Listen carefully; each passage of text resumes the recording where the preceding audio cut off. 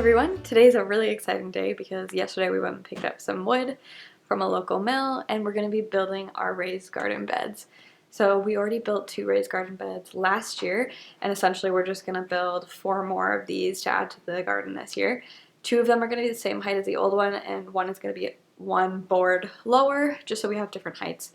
We don't necessarily need them as high, and lumber prices are getting really expensive, so saves us on costs a little bit, but I'm going to walk you through how we built them, what materials we use, and what we use to fill it essentially. So I'm going to get started on that now. I'm going to go head outside with my dad and we're going to start cutting wood and building.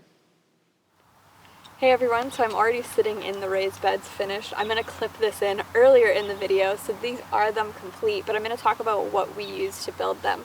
So we got 42 planks to finish 6 beds. 4 that are only 2 panels high, and then 2 that are 3 panels high. These are 8-foot hemlock boards that we ended up getting from a local wood mill. And essentially what it is the 8-foot is your long pieces, and for our side pieces, we've just split them in half to be roughly 4 feet wide. They're a little bit, I think they're about 4 feet 3 inches or something like that. They're not perfect. We've also used 4x4 cedars for the inner corners, and 2x4 cedar, not pressure treated, for both of those, in the middle as braces. So that's just going to keep our boards together so they don't bow out over time, but I'm really happy with how these turned out. Otherwise, the only other material we used was 3-inch deck screws, and that's all you're going to need. So if you're building less beds, like a smaller amount of beds or not as tall, you won't need as many, but we ended up using 42 boards to make 6 at those heights that I said. So construction-wise, the thing that we found the easiest to do was to finish the shorter sides panels. Lining up our 4x4s, we did this in the garage when it was raining actually. We did do one out on the field here. It wasn't as even, so it was easier to do it where it was level in the garage. We put our 4x4s down and then line up our top planks on top, make it square, and then screw everything together. And then you'll see in the video later on, we found it was easier to actually put those side panels up and lay our long boards across and then screw them into place from there once they were nice and squared up. So we just found that was faster. It was easier on our backs, not leaning over or trying to actually screw down at this level. So I would say that's probably the quickest way to do it. Obviously, whatever works best for you is totally up to you, but I just found that was the easiest on our backs and trying to get it done quickly. So now we'll jump into actually building. Sylvie, say hello! It's garden building day.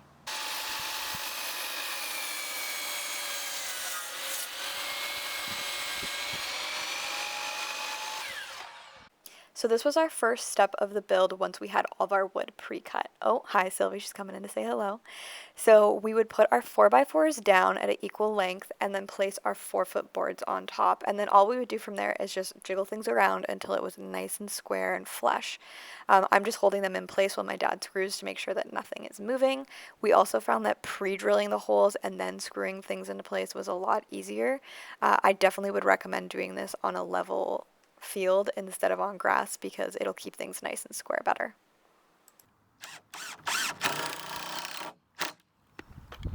So once we finished our sideboards, we ended up putting them up vertically and then placing our 8-foot boards on top. You're going to want to make sure here that the most attractive side of your wood is facing outwards, and then we did play around with them a little bit to make sure that they sit nice and flush together and there wasn't any gaps where soil would leak out.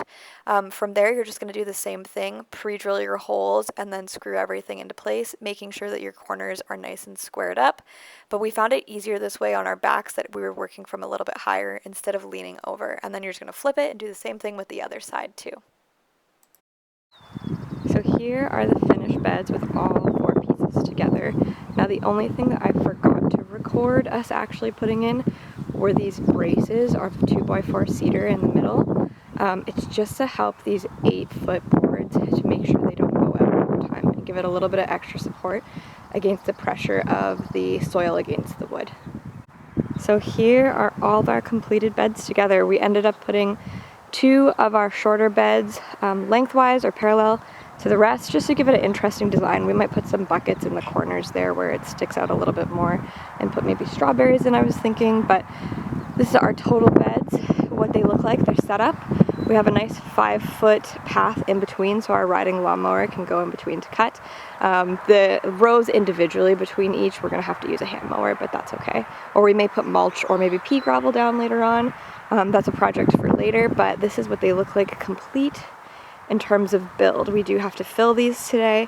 I'm going to be putting some landscape fabric, chicken wire, some old branches, and then we're going to be ordering a vegetable mix to go in. So, but this is what they look like finished and all set up. I think they look great. They're not perfectly in line because those original two weren't perfectly squared off, but we did it as best as we could, and I'm very happy with the outcome. I think we're going to be growing a lot of flowers and vegetables in these, and I'm so excited for this summer because of it. So thanks for watching along our build, and come back for what we fill these beds with in the next video. Have a great day, everyone.